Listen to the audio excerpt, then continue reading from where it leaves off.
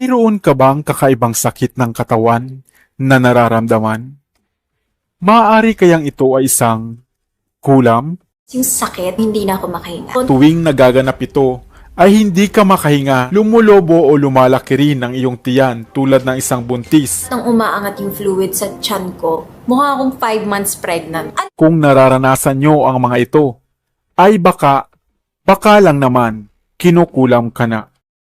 Okay, kung ang karamdamang ito nagpatingin doon sa mga albularyo, iisa lang ang findings nila, kulam. Pero may tamang findings ang doktor kaugnay sa karamdaman sa sikat na vlogger na si Ivana Alawi. Hiram tayo ng video ni Miss Ivana. Ito ang ipinakita niya na nagkasakit siya.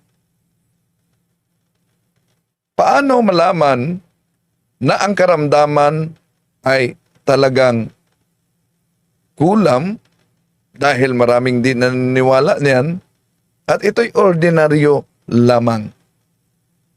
Napansin natin sa pag-vlog ni Miss Ivana, nakita natin yung katabi niyang labubo. Yung sikat na labubo ngayon. At daming mga nagtatanong sa akin kung ito ba'y sang-ayon sa ating pananampalataya. The Legend of Labubu, the Devil's Pet. If you're collecting Labubus, you're not just building a cute collection, you're gathering the pets of the underworld. Yun, delikado pala ang labubo.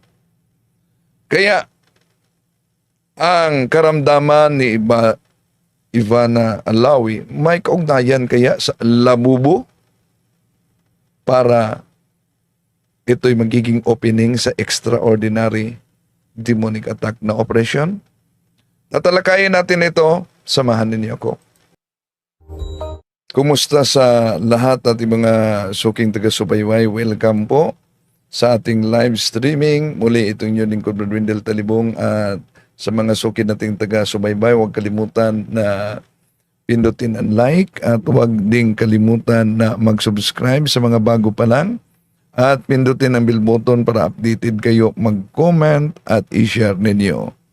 Kumusta sa lahat nating mga suking taga-subaybay? Napaulat yung pagkakasakit na muntik na daw na ikamatay ni Miss Ivana Alawi, na biglang lumubo ang tiyan niya na parang 5 months na buntis at nahihirapan na siya sa paghinga.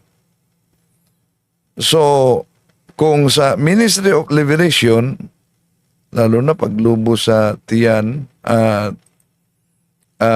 nahihirapan sa paghinga, parang may kaugnayan na sa tinatawag na extraordinary demonic attack. Pero may findings ang doktor talaga. No? At tama ang findings dahil gumaling na si Ivana Alawi. Pero, totoo, kahit maraming di na naniwala mga kapatid sa tinatawag na extraordinary demonic attack, real yung sinabing kulam at barang. Pero paano natin bilang case officer sa Office of Exorcism malaman na at madiagnose na ang isang karamdaman ay extraordinary talaga, yung tinatawag na kulam o barang? Kung maalala ninyo, pinakita natin dito yung aktual na kaso sa kulam. Lumubo yung tiyan, pero walang findings na nakita kasi ang doktor. Iba sa kay Miss Ivana Alawi, may findings na nakita ang doktor. Pero itong kasong ito, na kahit nakapunta sa doktor, walang findings. At sa actual talaga na solemn exorcism ng Archdiocese of Manila Office of Exorcism, ito paano i-explain na nakunan mismo ng video yung pagsusuka niya sa mga pako at alambre. Ito ang actual ha. Actual ito.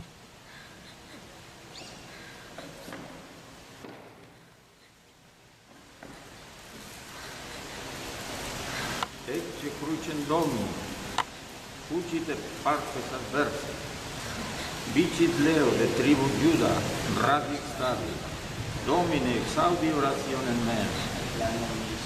We had a case, she was a victim of a witchcraft. We were praying. And then, afterwards, sinabi niya na nasusuka siya. So, ako kumuha kaagad ng plastic bag. No? So, lumapit ako sa kanya, itinapat ko yung plastic bag. So, expecting na ang lalabas doon yung kinain niya.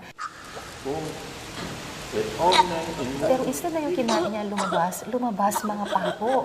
So, yung mga pako nandun sa plastic bag. So, I saw the yan, nails mga pako coming out, talaga. lumalabas sa bibig niya. Tapos, talagang pag lumabas, yung nails, kumpul-kumpul siya. Ayan, tapos may mga alambre. At doon nagulat ako. Totoo nga talaga.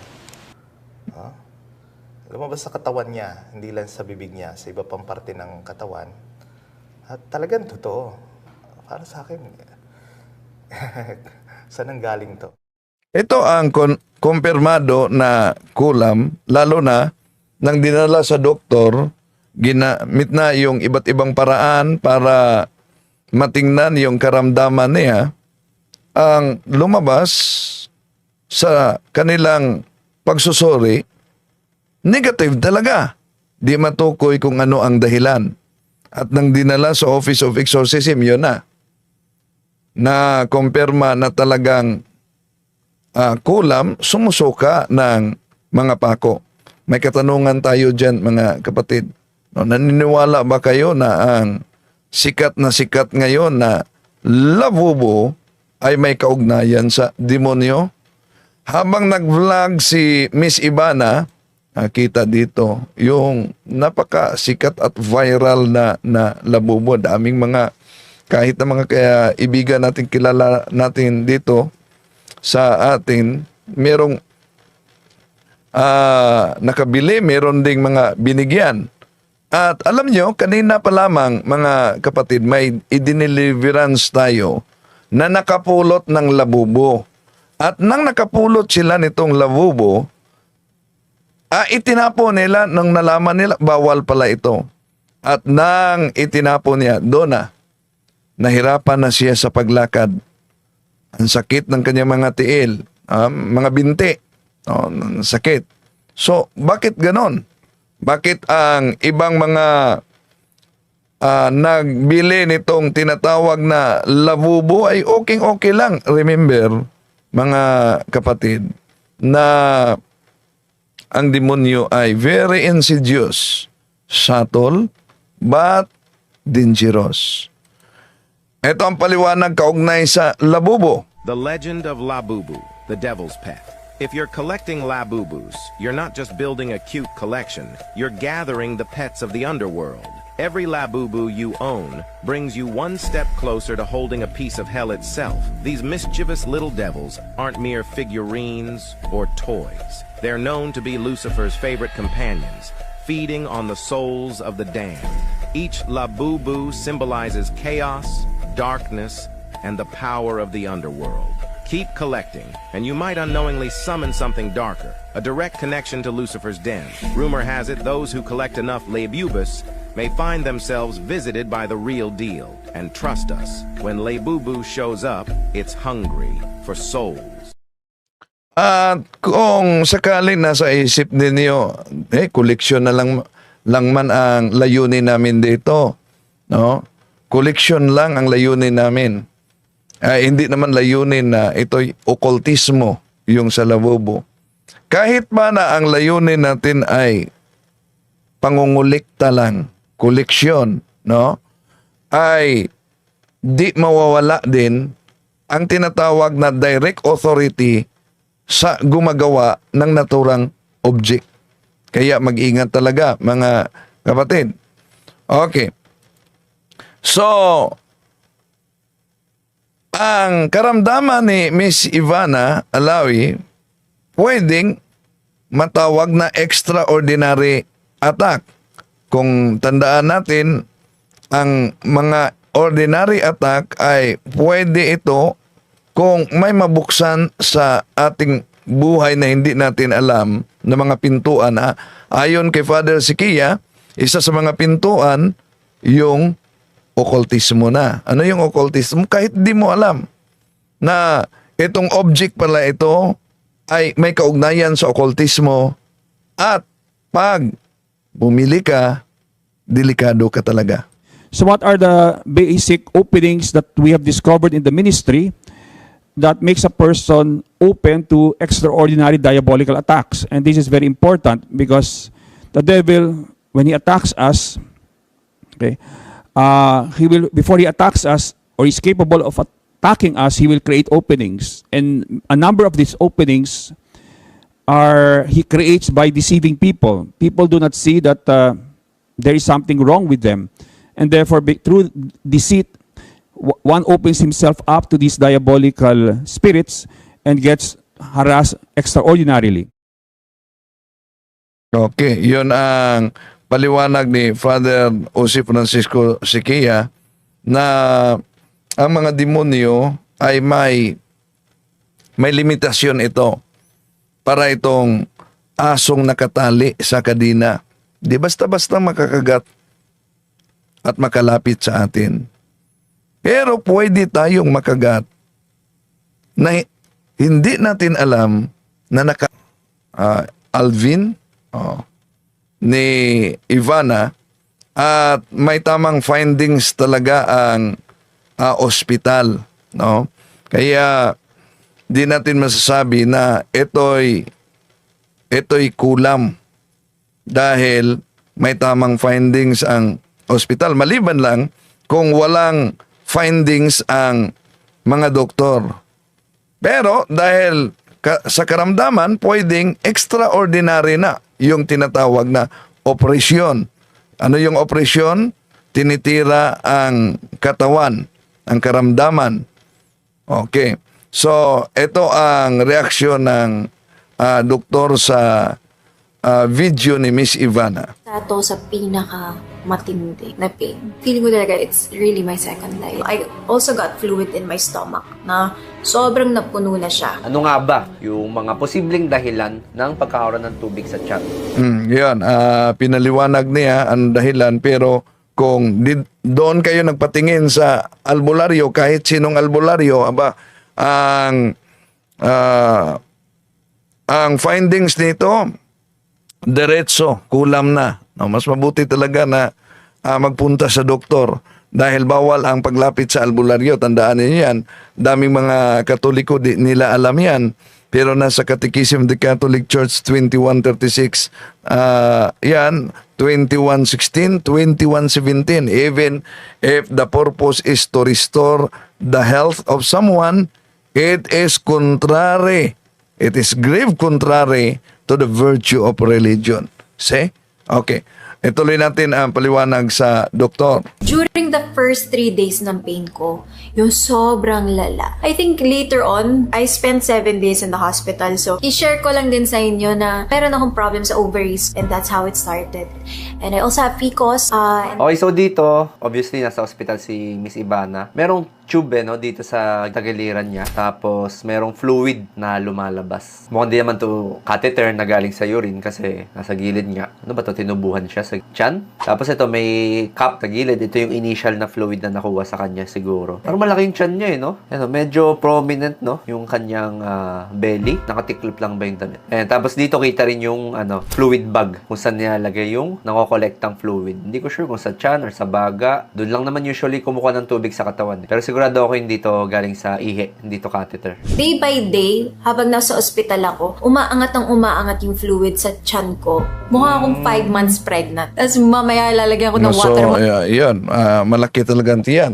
Kaya nga kung sa albularyo ito, ang findings nila, kulam na. Park yung mga picture ko kasi kukunin ng mga fake website na yan, tapos lalagyan nila buntis. Tapos nung padulo na, parang patigas na siya ng patigas. Tapos ang laki pag nakita ko sa sulan, parang, ano to? Tapos yung sakit, hindi na ako makahinga. Konting lakad ko lang, na parang hihimatayin ako, nanlalamig na yung buong body ko. Okay, so nasabi ni Ma'am, Sandali lang, bago natin ipatuloy itong reaction video ni Dr. Alvin. May nabasa kasi ako sa comment section. Ito, babasahin muna natin sabi niya dito, si Jang Ikia Balyunis, sabi niya, talaga po akong naniniwala sa labubo dahil ako mismo gumagawa nito. Dati, hindi lang po ito ang kaya kong gawin. May kapangyarihan po ako. Sa isang salita ko lang ay kaya kong sirain ang buhay. Sabi ni Jeng Igia Valiones Bro Windel, gusto kong magbago. Ngunit hindi ko alam saan ako magsimula. Ramdam ko ang kapangyarihan ng demonyo sa aking sarili. Okay, kapatid, lapit ka sa parish priest ninyo. No? Totoo ba? Gumagawa ka ng labubo? Sikat na sikat yung labubo ngayon. At kanina lang may dinala sa dinideliverance dahil nakapulot ng labubo. Mahal yung labubo. Napulot nila. At nang nalaman nila bawal pala ito, itinapon sa basura. Ang resulta, nagkasakit siya, nahirapan siya sa paglakad na. Yun. Bakit ganon? Ang sabihin ng iba, bakit naman yung iba na dinadecoration pa nila sa sasakyan, yung iba sa kanilang higaan, yung iba ay sa tulad dito, no, kay Ivana, sa higaan, yung iba ay nasa may mga maliliit dito na inilagay sa kanilang bag. Pero bawal pala ito, mga kapatid. Bakit? The Legend of Labubu, the Devil's Pet. If you're collecting Labubus, you're not just building a cute collection, you're gathering the pets of the underworld. Every Labubu you own brings you one step closer to holding a piece of hell itself. These mischievous little devils aren't mere figurines or toys. They're known to be Lucifer's favorite companions, feeding on the souls of the damned. Each Labubu symbolizes chaos, darkness, and the power of the underworld. Keep collecting, and you might unknowingly summon something darker, a direct connection to Lucifer's den. Rumor has it those who collect enough Labubus may find themselves visited by the real deal. And trust us, when Labubu shows up, it's hungry for souls. Kahit ba ang layunin ninyo makisakay lang sa uso, delikado pa rin yan, mga kapatid. Si Roy Jogia, ano yung labubo? Yan, nasagot na. Yan po ang ipinakita at yung nakita natin sa background ni Miss Ivana, no, sikat na sikat. Mahal ito. Mahal na mahal talaga, mga labubo. At sikat na sikat ito. Pero mag-ingat talaga kahit pa na ang layunin natin ay makiuso lang. Okay, balik natin si Dr. Alvin. Alvin ba ito? Dr. Alvin. Sa kanyang reaction video sa karamdaman ni Ivana, no? Okay, may question tayo. Nangunguna ang yes ngayon. Okay. Tuloy natin.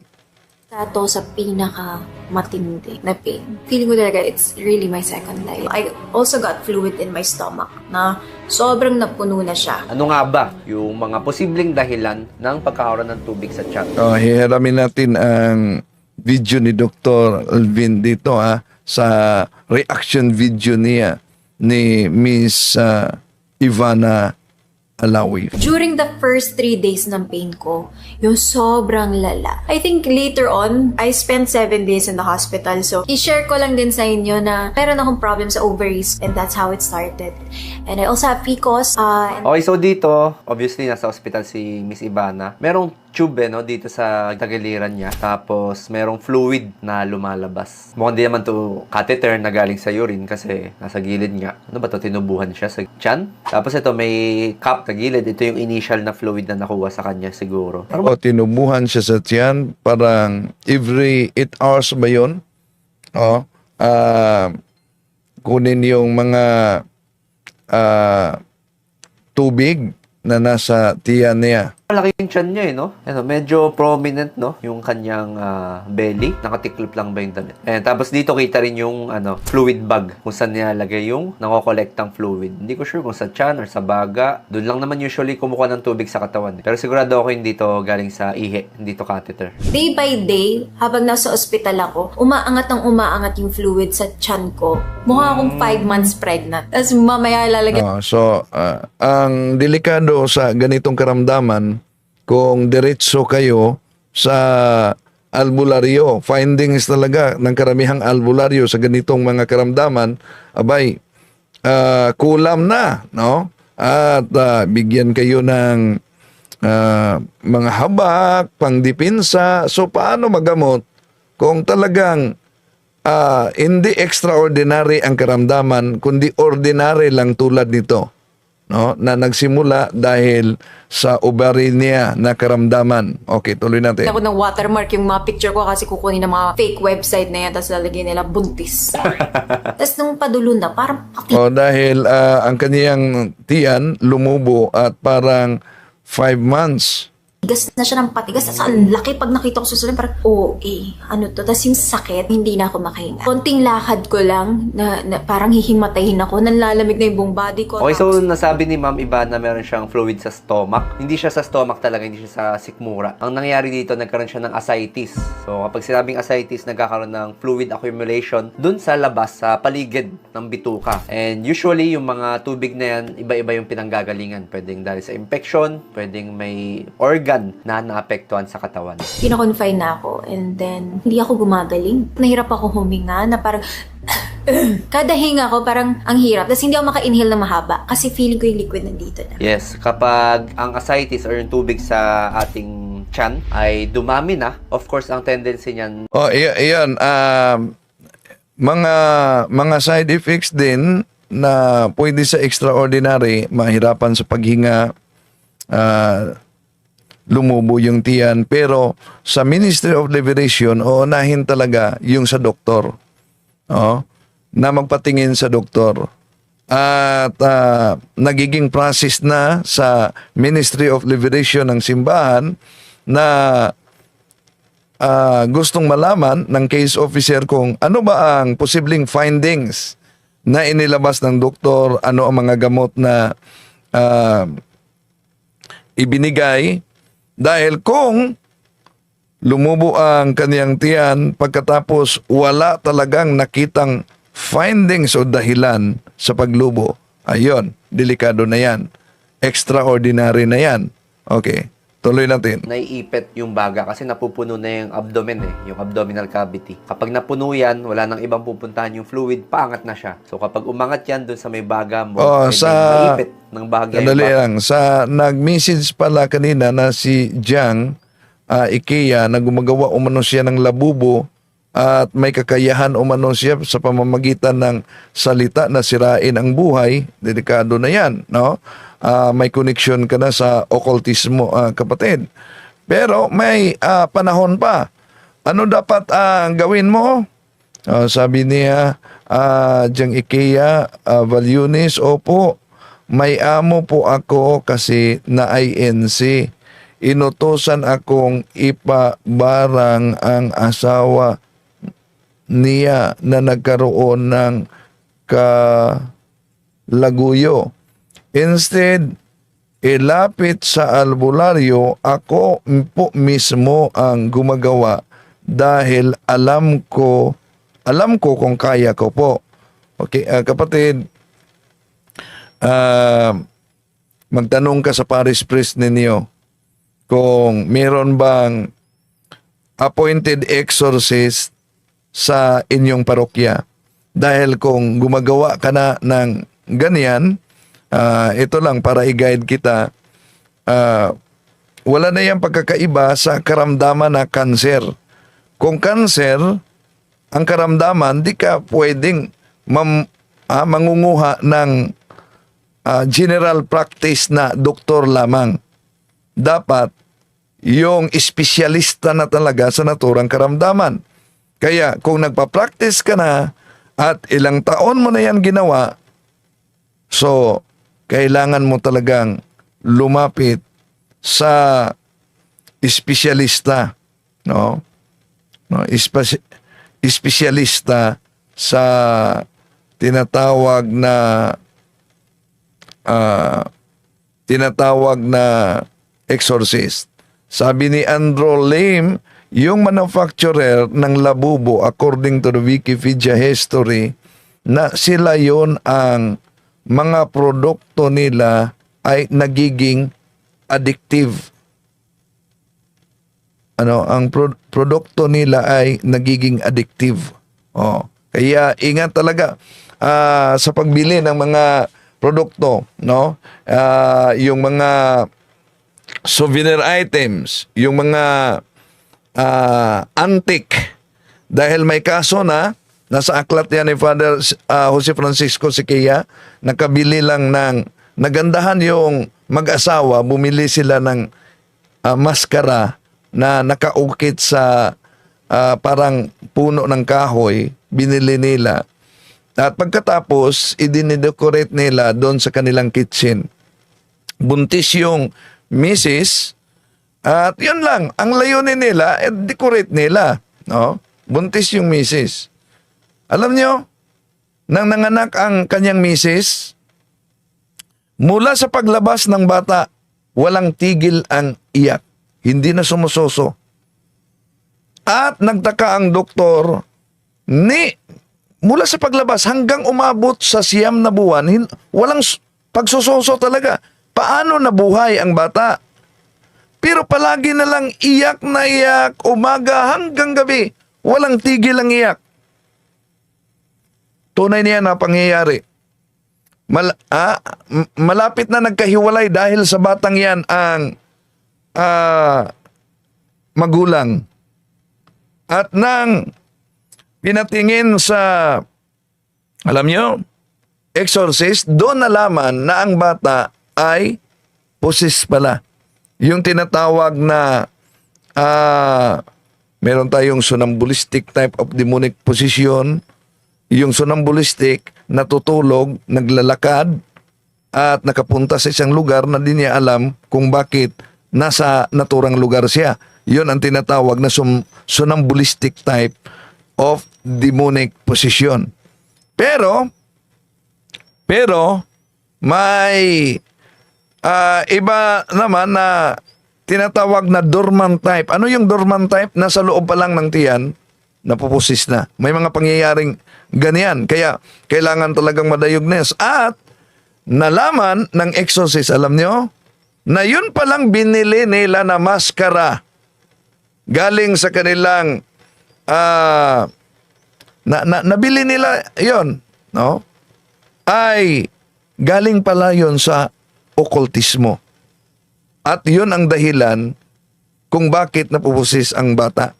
So, nagsagawa ng ritual ang exorcist, sinunog, hindi agad nasunog, kahit binuhusan ng gasolina. So, nag-prayer muli ang exorcist para pag-cast out sa maskara mismo na nabili nila, at doon binuhusan na naman ng gasolina at sinunog, doon pa nasunog at diniliverance ang bata. Sa unang pagkakataon, nakita nila na ang bata ay tumatawa na at humihingi na ng gatas. See? So mag-ingat din, no? Lalo na itong napakasikat na labubo ngayon, mga kapatid. Okay, tuloy natin ang reaksyon ni Dr. Alvin sa karamdaman ni Miss Ivana. And pwede mahirapan huminga yung pasyente. Hindi to biglaan. Usually, gradual yan. Pwedeng several weeks, several months, pero hindi siya yung biglang, ngayon okay yung tiyan mo, tapos kinabukasan, biglang malaki yung tiyan, may tubig ka na. Hindi ko nga inisip yung paano yung savings ko, paano yung ganyan, paano yung mga properties. It was more of paano yung family ko. And ang tsaka naman ang ang tsaka kasi, ang laki naman ng tiyan ko. Tsaka ng pagkamatay, ang laki ng tiyan. Pero totoo yung mga pasyenteng may ascites, pwede talaga sila magmukhang buntis. Kasi nga, nag-expand So, sabi dito sa nagtanong, dami pa palang di alam nila yung ano yung labubo, sabi ni Berna Iversabal, no? Ano yung labubo? Okay, balik muna natin ha, ano yung labubo? Ito, ang labubo. The legend of Labubu, the devil's pet. If you're collecting Labubus, you're not just building a cute collection, you're gathering the pets of the underworld. Every Labubu you own brings you one step closer to holding a piece of hell itself. These mischievous little devils aren't mere figurines or toys. They're known to be Lucifer's favorite companions, feeding on the souls of the damned. Each Labubu symbolizes chaos, darkness, and the power of the underworld. Keep collecting, and you might unknowingly summon something darker, a direct connection to Lucifer's den. Rumor has it those who collect enough Labubus may find themselves visited by the real deal. And trust us, when Labubu shows up, it's hungry for souls. At yun ang nakita natin sa vlog ni Ivana, may labubo siyang dala at sa likuran niya na ito ay, sikat na sikat kasi ito. Pero alam nyo, mahal yan. Mahal ang mga yan. May 47,000, merong 50,000. Mahal yan. Pero, daming nakiuso niyan. Kaya, sabi ni Jing Akia Balyunis, 4 na nagatao ang napatay ko, Bro Windel, dahil sa kapangyarihan na ito. So, kung gaano katagal mong nagamit ang naturang kapangyarihan, ay ganun din. No?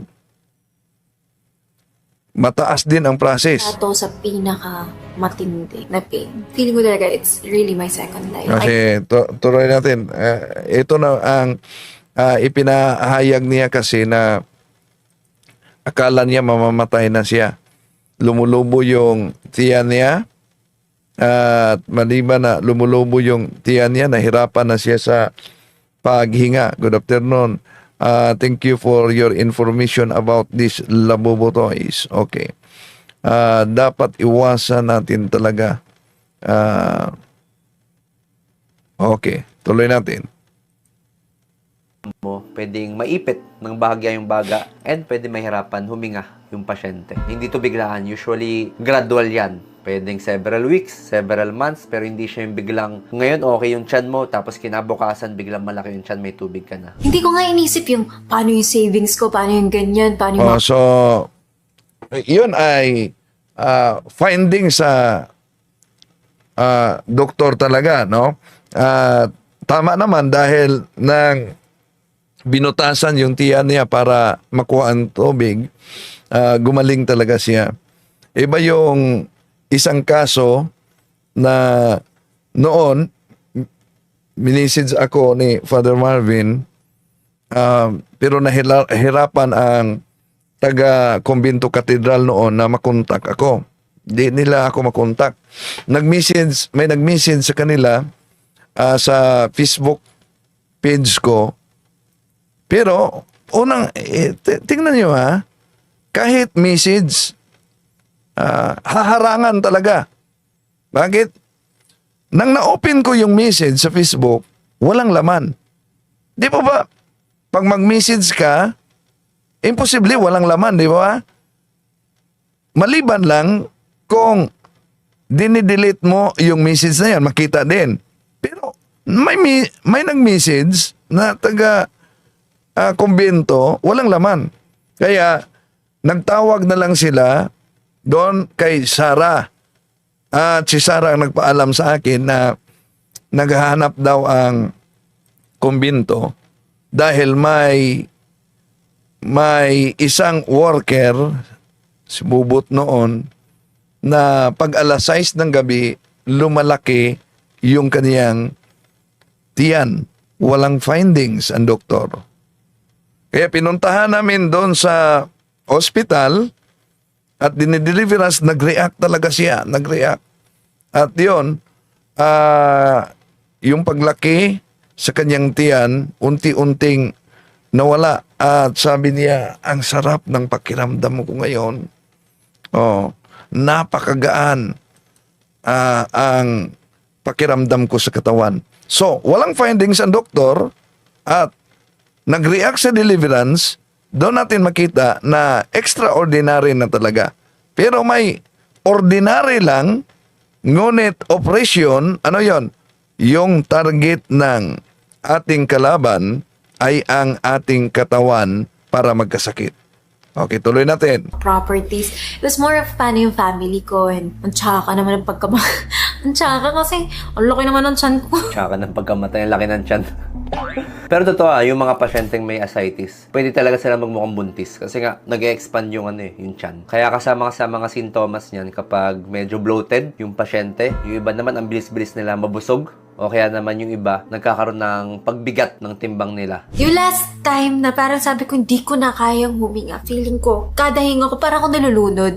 Tapos sumisigaw na ako, guys, hindi ko na kaya. And I felt like the liquid was already getting to my lungs. Tapos parang sabi ko, butasan yun na ako. They put a drain in my tummy. Ito na nga guys, so nagdaan sa isang procedure si Miss Ivana na kung saan sobrang dami na siguro talaga nung fluid sa tiyan niya and kailangan na siya butasan. So, may ibang ways naman para matanggal yung fluid sa tiyan. Pwede yan ipaihi. Bibigyan kayo ng mga gamot na pampaihi para dahan-dahan matanggal yung tubig. Pero yung mga gantong procedure para to sa mas mabilisang action or sa mas mabilisang treatment ng ascites. So, imagine niyo nakatingin kayo sa pasyente. Magdadrawing ako ng pasyente. So, ito yung tiyan ng pasyenteng may ascites. Of course, hindi sexy ang tiyan yan kasi may tubig siya sa tiyan. So, medyo ginawa kong bloated or distended. So, ito yung atay. Yan. Pagpasensya na po ang drawing ko. Gamitin po natin ang ating mga imagination. So, ito ang stomach. Yan yung sikmura. Tapos, andito yung mga bituka, kunwari. Yan. Yung isaw. Yan, dyan siya. Yan. Nakalutang siya dyan. Pwede na ba? So, kulayan natin to ng kulay blue. Yan. So, lahat ng blue, yan yung tubig. Normally, dapat walang tubig na nakapaligid dyan sa inyong mga atay, sa inyong mga sikmura at mga bituka. Well, meron naman kakarampot. Dapat kakarampot lang. Pero hindi ganito karami na parang lumalangoy na yung mga organs nyo sa swimming pool or sa tubig. So, isipin natin ganito yung nangyari sa tiyan ni Miss Ivana. So, since sobrang dami na ng tubig, kailangan tumatanggal. Hindi siya kaya ipaihi lang kasi nga masyado nang nahihirapan huminga si Miss Ivana. So, kami, ang ginagawa namin sa radiology, gumagamit kami ng ultrasound. Itatapat namin dito sa balat. Kunyari may ultrasound dyan. Tatapat namin dyan. Yan. Para makita namin sa monitor kung nasan ba yung atay, nasan ba yung bituka, nasan yung tubig. At para malaman namin kung saan yung lugar na pinaka-safe na tumusok. Kasi kapag walang ultrasound, medyo mahirap makahanap ng safe na spot. Yung mga ibang doctors, okay lang naman hindi sila gumagamit ng ultrasound kasi sanay na rin sila sa ganong way. Pero kami sa mga radio, gumagamit kami ng ultrasound. Tapos pag nakahanap na kami ng safe na spot, tutusok na kami. So, tusok kaming ganyan. Pak! Yan yung karayom. So, pagka tusok namin, may iwang plastic dyan. Plastic na tube na hindi naman yun matulis, hindi yun matalas. So, very safe yun. So, kapag naiwan na yung plastic dyan na tube, kunyari ito yun, yan, meron na kaming access. So, kapag may access na, pwede na to kabitan ng tubing para i-collecta na dun sa fluid bag. Yan. So, punong-puno. And yung tubig na yun, kailangan yun ipadala sa laboratory para malaman natin kung saan ba galing yung tubig na yun. Kasi aalamin yun ng mga doktor doon, maghanap sila ng mga clue. So, ito, another example para mas ma-visualize nyo. So, meron ako dito ng kape, outside. Baka naman. Diba, usually yung mga drinks natin, merong straw yan na parang, nagle-layer. Nagle-layer yung straw. Okay, sandali muna. Sabi ni Sorin Galicia. Good afternoon po, Brother Wendell. Habang nagtatrabaho, nanonood po tayo ng live YouTube. Shout out po sa Delta Star manufacturers, transformer. Okay, hello. Ad PDs ad Chinua.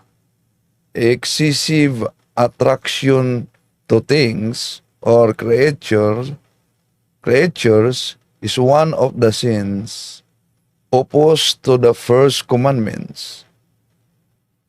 Please God with reverence above all things. Okay, salamat po kapatid.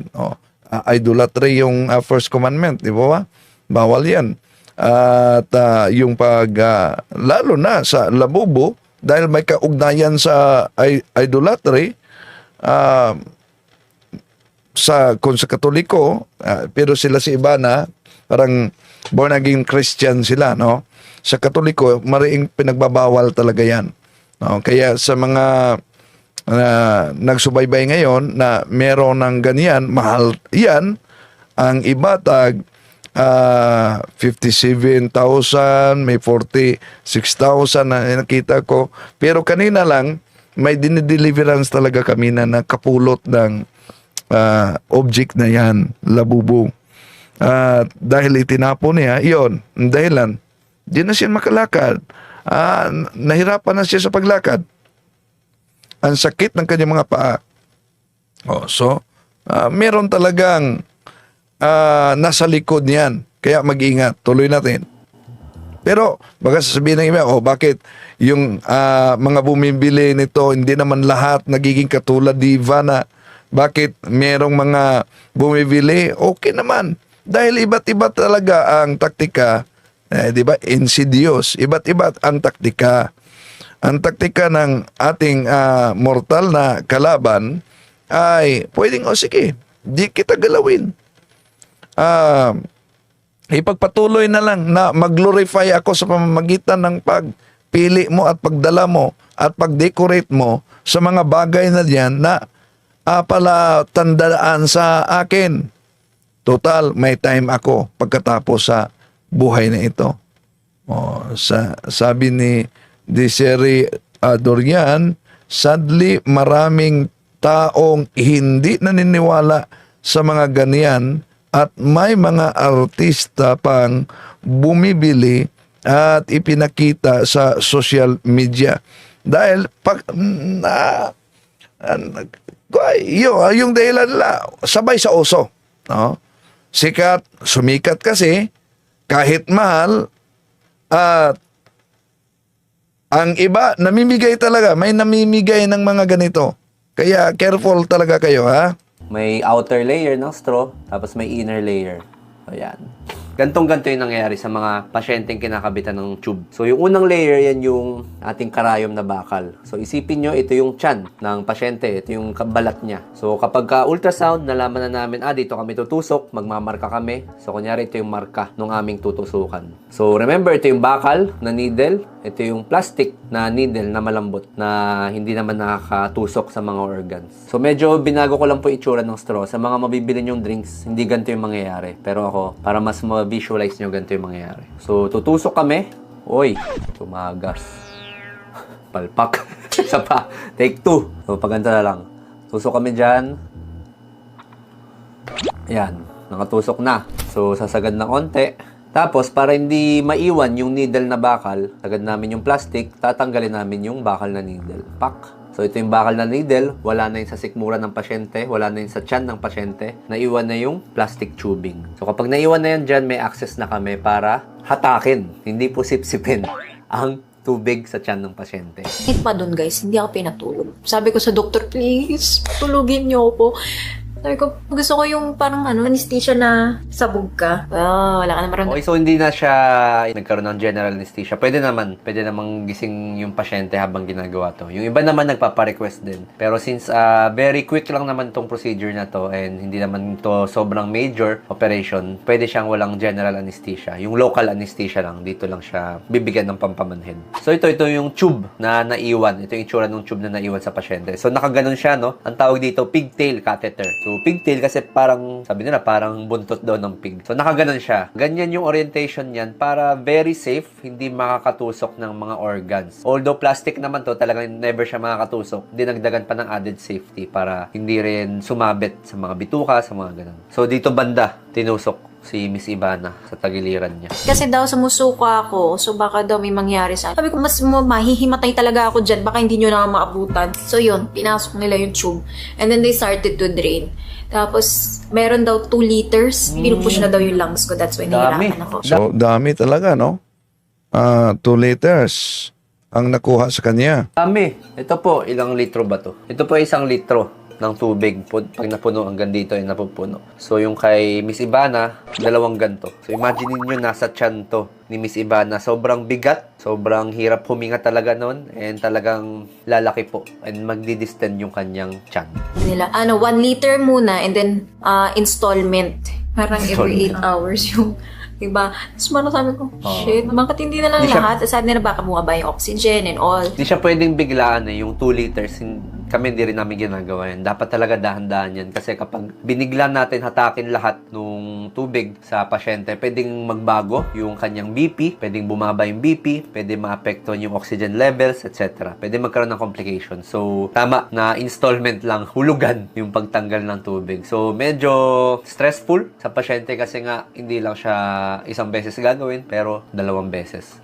Pero yung naman dito, hindi naman siya 2 beses tinusok. 1 beses ka lang tutusukin dyan kasi naiwan na yung tube eh. So, pwede kasi yun isara. Parang magiging gripo po kasi yun na may sarahan. So, kunyari, nag-drain na ng 1 liter, tapos na mag-drain, isasara na yung gripo para hindi siya tutulo. Tapos, after 8 hours daw, sabi niya, doon ulit bubuksan, tapos drain ulit. Tapos sabi niya, parang wine naman yung kinuha sa'yo kasi red, tapos 1 litro. Yes, yun. Every 8 hours, they started to drain. And So, yung kulay niya, tama, medyo brownish, na medyo red, na parang C2. So, kapag ganyan, pwedeng may mga halong dugo ng onte, may mga halong protein. So, aralin yan sa laboratory. pati yung bladder ko, wala nang lumalabas na ihi. And then, yung heart ko, masyado nang mabilis yung tibok. Hindi na din ako nakaka-poops. Wala. Lahat na ipit na sa body ko. So, nagkaroon ako ng doktor sa puso, doktor sa lungs, doktor sa gastro. Lahat ng doktor. Dahil dinadalaw ako nung dinadalaw. So, dito nakastore yung kanyang fluid, no? So, ang tawag namin dito yung granada. Actually, malaking granada to eh. Kasi yung shape niya parang grenade. So, nakapipi yan. Pinipipi namin yan para magkaroon siya ng negative pressure. Para kapag nakapipi siya, sisipsipin niya or hahatakin niya yung fluid galing sa katawan ng pasyente. Ito, nililit niya yung nasa tiyan. Ang laki ng tiyan niya talaga. Ganun talaga. Saan kaya galing to? So, dati, 23, 24 yung bewang ko. Hindi. 30 na lang pala. Sorry. Okay, so ito yung, I think, after madrain na lahat, no? Nung fluid sa tiyan niya. Hindi na ganun ka-distended, talagang nag-normalize na yung sukat ng tiyan. Dito kasi ko sa tiyan, doon sa tiyan. Kasi 30? Oo. 30. So, yung max niya, nung inopera, nung binutasan Kasi na siya, pala, 30.5. naging 33 siya, which is yung puno talaga ng liquid, kaya kailangang butasan.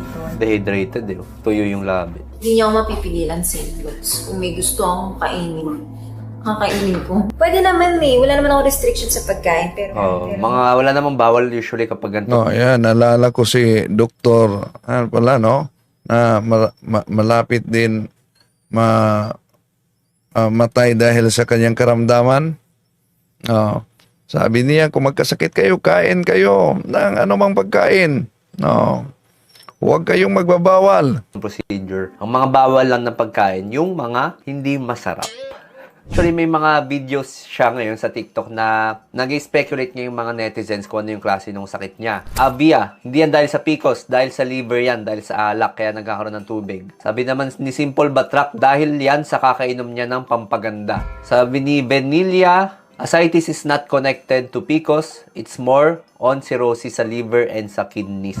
Sabi naman ni Hana, Arquilo Reyes, kidney failure yan. Kaya pag may fluid and lumalaki ang tiyan, hindi umiihi. at nagpupups. So, iba-iba po no, yung speculation ng mga tao sa internet and ano nga ba yung mga posibleng dahilan ng pagkakaroon ng tubig sa tiyan. So, kung maalala nyo, nabanggit ko kanina na yung tubig ipapadala yan sa laboratory. So, pinapadala yan sa laboratory para aralin ng mga doctors doon kung saan ba posible nanggaling yung tubig. Kasi yung ascites signalis lang yan na may something na nagkakaroon sa organ ng pasyente. And kapag nalaman nila, alamin nila kung mataas ba yung protein, mataas yung tubig, may mga nanaba, yun na yung magbibigay ng clue kung saan galing yung tubig para mabigyan ng tamang gamutan yung pasyente. Kasi yung gamutan... So, yun.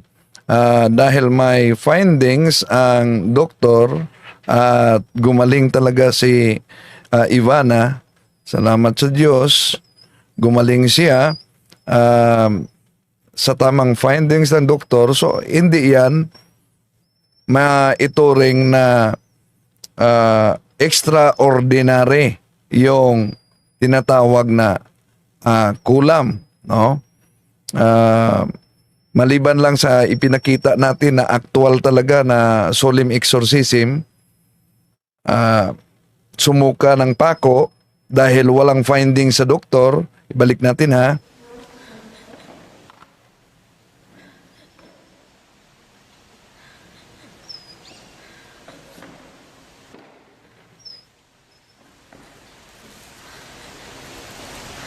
Ecce crucem Domini, fugite partes adverse, vicit Leo de tribu Juda, radix David, Domine exaudi orationem mea.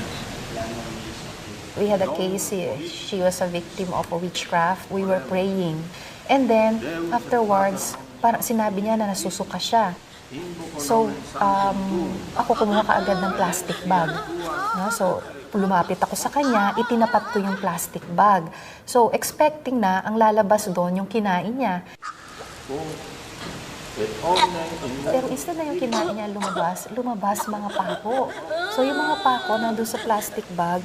So, I saw the nails coming out. Lumalabas sa bibig niya. Tapos, talagang pag lumabas, yung nails, kumpul-kumpul siya. Ayan, tapos may mga alambre. At doon nagulat ako. Totoo nga talaga. Lumabas sa katawan niya, hindi lang sa bibig niya, sa iba pang parte ng katawan. At talagang totoo. Para sa akin, saan ang galing to? Yun ang talagang kulam. No? Walang finding sa doktor, pero sumuka ng mga pakong kumpul-kumpul pa. Pero itong karamdaman ni Ivana, may findings ang doktor. At batay sa findings ng doktor, yun talaga ang nakita, binutasan talaga siya, no, para makuha yung mga tubig na nasa kanyang tiyan. Lumaki yung tiyan niya na parang 5 months. So, di ito maituring na isang kulam, no? Kahit pa na may mga magkakatulad na karamdaman sa kulang. Lumaki ang tiyan, nahirapan sa paghinga. Mayroon ka bang kakaibang sakit ng katawan na nararamdaman? Maaari kayang ito ay isang kulam? Yung sakit, hindi na ako makahinga. Tuwing nagaganap ito, ay hindi ka makahinga, lumulobo o lumalaki rin ang iyong tiyan tulad ng isang buntis. Nang umaangat yung fluid sa tiyan ko, mukha akong 5 months pregnant. Kung nararanasan nyo ang mga ito, ay baka lang naman, kinukulam ka na. Baka lang naman, kinukulam ka. Yun ang sabi. Pero habang nag-vlog siya, nakita natin yung labubo talaga, no, ni Ivana. At sikat na sikat kasi ito na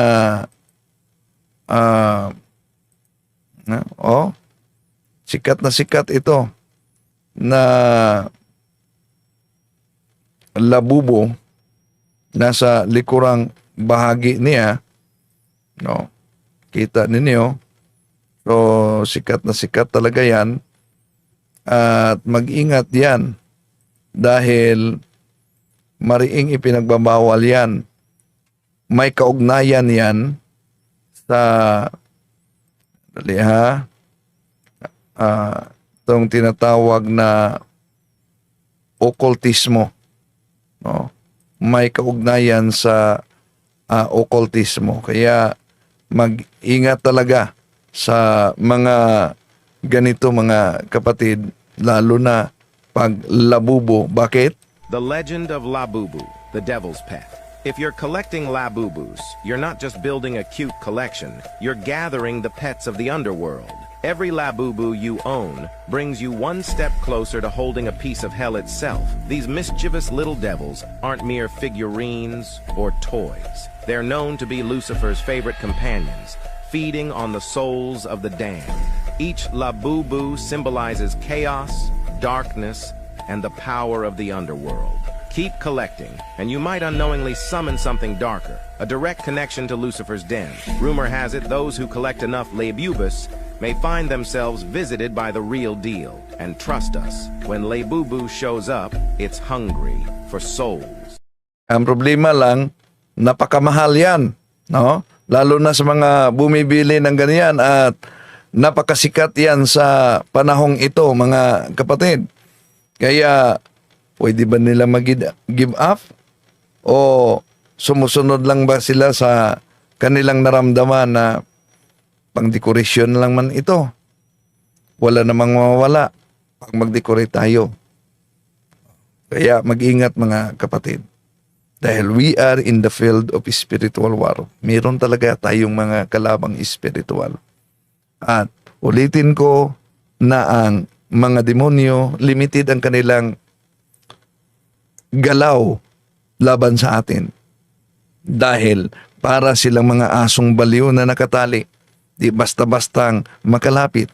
Pero pwede tayong makagat sa asong nakatali kung tayo mismo ang lumapit na hindi natin alam sa pamamagitan ng pagtangkilik sa mga object na galing sa occultismo. O kaya mga practices o mga superstitious beliefs. Catechism of the Catholic Church 2138. Superstition is a total departure of the worship that we give to the true God. It is manifested with idolatry and various forms of divination and magic. Catechism of the Catholic Church 21:17. Kahit ang paglapit sa albularyo, even if the purpose is restoring the health of someone, it is a grave contrary to the virtue of religion. Kaya yung kapatid natin na nag-comment dito na ano daw,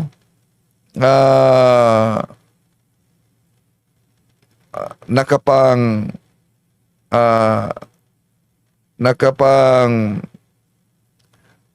gawa siya ng labubo at sa pamamagitan lang ng kanyang salita, makapatay na siya ng tao. May nag-comment yan, kailangan ka ng lalapit kung willing ka talagang matulungan at maputol ang